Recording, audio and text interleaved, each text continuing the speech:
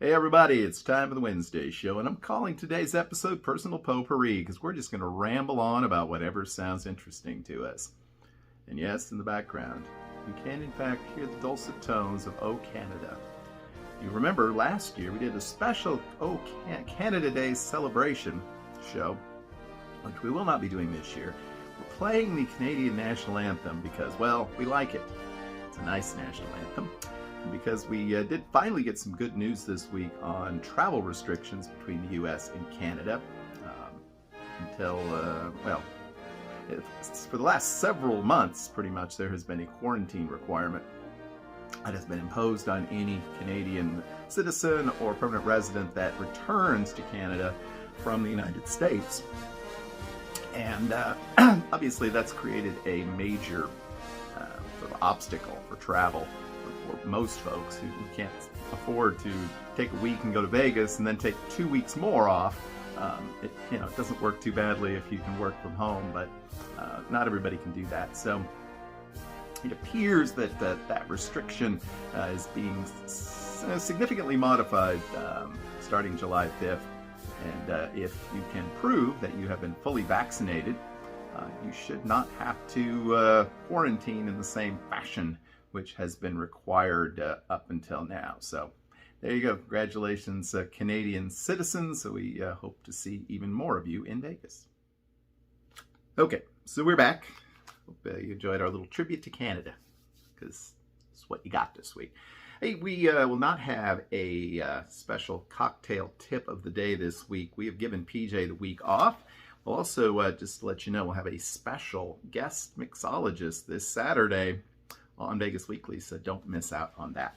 Okay, so part 2 of Personal Potpourri is a follow-up on the very, very popular show we did last Friday. Yeah, it was last Friday. Seems like it's been longer ago than that. When we talked about all the sort of statistical nerdity of my trips to Vegas. And I realized that I missed a few things that I wanted to go into more detail on. So I'm going to do that in the next segment, which is this segment. So anyhow, as I'm sure those of you who follow this channel closely know, we've made 46 trips to Vegas. Okay, on those 46 trips to Vegas, we have stayed on the Strip at least part of the trip 27 times. So that's not even quite, is that about 60% of the time? We've at least spent some nights on the Strip. So a total of 90 nights we've spent on the Strip. Over the course of the past 25 years, which is not a tremendous amount if you think about it. On those 46 trips, we have spent at least one night off Strip 28 times. That's actually, that margin is much closer than it used to be. We'll have a couple of quick notes on that as we move forward here. But still, 28 times, we've stayed at least one night off the Strip, and a total of 97 nights. So I've spent more nights off the Strip than on the Strip, and a lot more nights off the Strip if you consider the downtown properties as well. On the 46 trips, we spent at least one night downtown 18 times, a total of 43 nights, which again doesn't sound like a lot. So on those 46 trips, a total of 230 nights, which means we have exactly averaged 5 nights per trip. The shortest trip was like 3 nights, which we did a couple of times. The very first trip to Vegas was just 3 nights. And then I did a trip where I spent 2 nights, I think it was out at the Orleans, and then 1 night at Mirage. I arrived very early in the morning the first day and didn't leave until the evening of the 4th day. So it was almost like 4 days, but it was only 3 nights. So that's the shortest trip. And I've done a 7-day trip a couple of times, fairly recently, recently in September, where I spent 7 nights in Vegas, and also way back in '98 on what was my 4th trip to Vegas, which was also a 7-night extravaganza. 5 to me is kind of ideal normally, though I may be kind of increasing that number as we go forward. A few more interesting, I thought, notes about this sort of stuff, so I'm going to share it with you.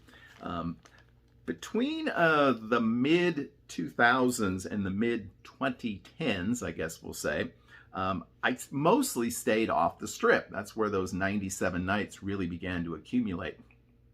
Places like the Orleans, the Gold Coast, the Palms, Hard Rock, Palace Station, they all got visits at one point, and several visits in many cases. Between April 2007, when I spent one night at Harrah's, and September 2013, when I spent one night at Cosmopolitan, I did not spend a single night on the Strip. Now, I visited the Strip usually several times on my trips, but I did not stay one single night on the Strip. And it was during this particular period of time when I had the longest continuous streak of staying at one hotel, and that was the Orleans. Between July 2010 and May 2012, I took 6 trips, and on each one of those trips, I spent at least one night at the Orleans. So that was the time when I would have described the Orleans as my home casino or hotel, and it certainly was during that stretch. Curiously enough, the second longest streak is only 4, and that's the Wynn, and that's due to my last 4 trips where I have booked rooms for free using the Wynn Slots app. So that streak is current, so who knows, maybe the Wynn will catch up to the Orleans, but that's interesting. And since 2018, January of 2018, I've only spent one night off the Strip. So the Strip has caught up a lot in the last, certainly last 3 or 4 years, and even before that. So there you go. That's, now, obviously, if you add up the number of times I've stayed on the Strip, times I've stayed off the Strip, and times I've stayed downtown, it actually comes up to 73. So on most of the trips, I've actually spent at least some time at 2 different Las Vegas locations. There are 2 occasions, July 2004 and September 2019, which I stayed at least one night off the Strip, at least one night on the Strip, and at least one night downtown. The September 2019 trip is particularly notable because I stayed at 4 different hotels in a 5-night stay. I don't recommend that, but it was interesting. So there you go. That's all the sort of statistical garbage I could come up with. So I hope those of you who enjoyed last Friday's show also will enjoy that. We'll be back with a final segment here on Personal Potpourri after I take a break. Okay, so we're back with the most rambly part of Personal Potpourri. People sometimes ask, well, sometimes they ask, so what are some of your favorite vlogs and vloggers? And I don't really know how to answer that question. You know, I think back on some of my favorite sort of vlogging experiences, looking back at, in 2019, the California to Las Vegas vlog that my friend Nikki Firmage did. I thought that was it's probably the best Vegas / travel vlog I'd ever seen done. It's really kind of a magnum opus, I guess. Also, along similar lines, I thought the sequence of vlogs that Matt Bridger did, I don't know if it was 2019 or if it was 2018, I'm not really sure, when he did the strip walk, and while he was walking up and down the strip, he sort of shared his experiences in Las Vegas, which I thought was really interesting. I think that's one of the really great vlogs out there. And it's just so difficult to sort of put your finger on what makes a great vlog. And I don't necessarily think it's always technical skills. Sometimes it's just the personal information that people share and the sort of sense you get of being there when you're there. I've always said I don't think of myself as a vlogger. I try to vlog my trips as best I can, because people want to see that sort of stuff. But I don't think it's really my strength as a YouTube channel is to do vlogs. And I see people that do them in so much more of a natural sort of way.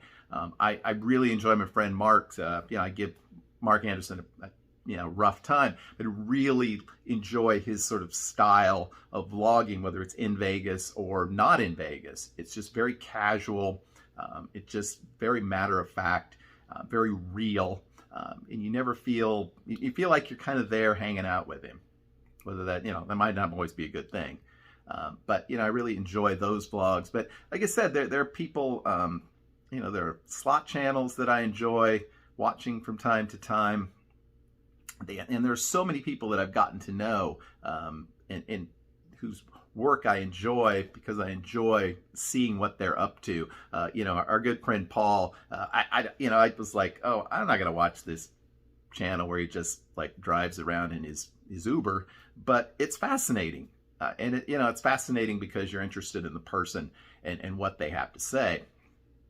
And I think I've always, kind of mentioned the fact that it's not so much the content, though that's important, but it's also the connection that you make with the person on the other side of the screen. And, I've been fortunate enough to make a connection with a number of people over the years who, enjoy checking this channel out from time to time, but who also have gotten to know me and realized, my goals in terms of this whole process has been to build a community, and our community has gotten so huge that I never know what to say.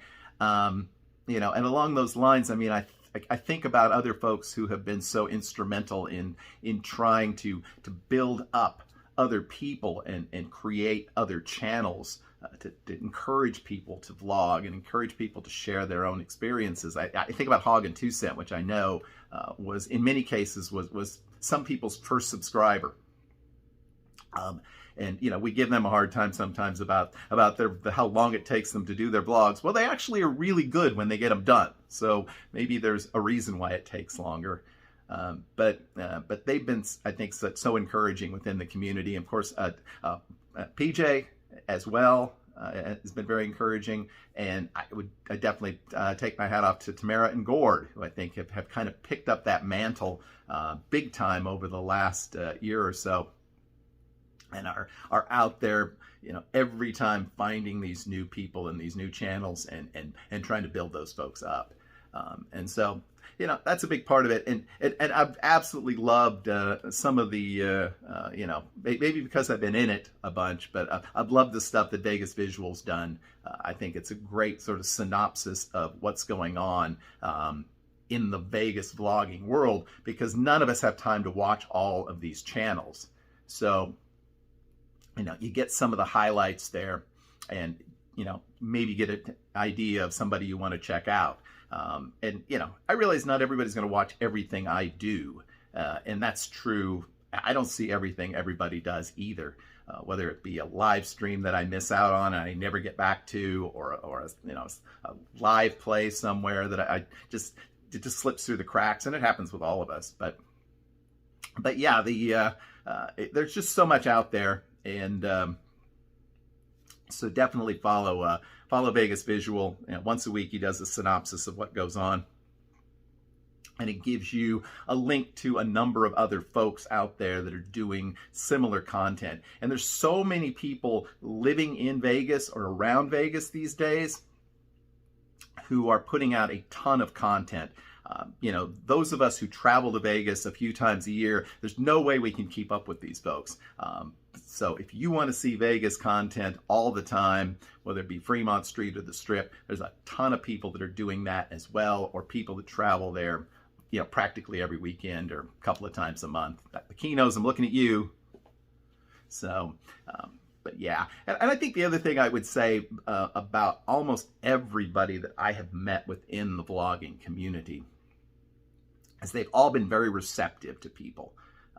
Whether, if you want to call it fans or supporters or whatever it is, I know we all are small enough, even those of us that have gotten a little bit bigger, I think we're all small enough to still really appreciate when someone recognizes us in Vegas or anywhere and says, hey, I really like what you do, or we appreciate what you do. So if you're one of those folks that isn't vlogging, it seems like everybody is, and you see one of the people that you enjoy out and about, let them know you appreciate it. for the vast majority of us, this is not a money-making proposition. And we do these things because we enjoy it, but also because we enjoy sharing with all of you. And it does really help to hear positive words. Along those lines, I will say something, and I do encourage you, if you've made it this far, for God's sake, if you made it this far and you're not subscribed to the channel, click the subscribe button, because it really does, it's kind of a, I don't know, a poll, kind of a leaderboard, kind of a thing that makes you, something you look at and say, wow, there's 1,500 people who think enough about what you do to subscribe to you, and it doesn't cost anything. So please consider doing that, and we certainly appreciate all of your comments and so forth. I was going to ramble on about entirely random topics, but I kind of got off on the vlogging thing, and so I guess I'll just wrap up with that. This show's long enough, and again, if you've made it this far, thank you, appreciate you. We'll be back on Saturday. We'll have more of a traditional Vegas Weekly show this week and hit up a number of the news topics. The opening of Resorts World is just right around the corner, and that's sure to bring out a lot of vloggers. Howlapalooza this weekend as well. So stay tuned. We'll bring you the news as we get it. And until Saturday, hope that you have a great, lucky, and healthy week. We'll see you again real soon. Bye-bye.